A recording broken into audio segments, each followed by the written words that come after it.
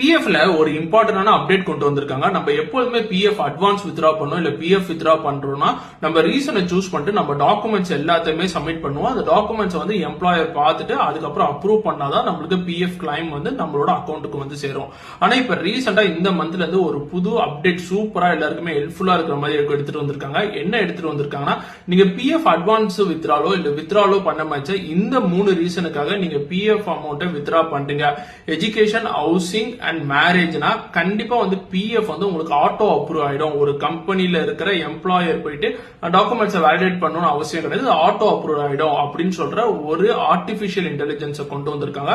ஆக மொத்தம் இந்த 3 ரீசன் எஜுகேஷன், மேரேஜ் அண்ட் ஹவுசிங்காக நீங்க பிஎஃப் அட்வான்ஸ் வித்ரா பண்றீங்கன்னா இது வந்து மேக்ஸிமம் 3 டேஸ்க்குள்ள உங்களுக்கு பிஎஃப் கிளைம் வந்து உங்களுக்கு அந்த அமௌண்ட் வந்து உங்களோட அக்கௌண்ட்ல வந்துடும். இந்த பேசிக்கான இன்ஃபர்மேஷன் எல்லாரும் தெரிஞ்சு வச்சுக்கோங்க. யாருக்கு யூஸ்ஃபுல்லா இருக்கும்னு தோணுதோ அவங்களுக்கு ஷேர் பண்ணுங்க. தேங்க்ஸ்.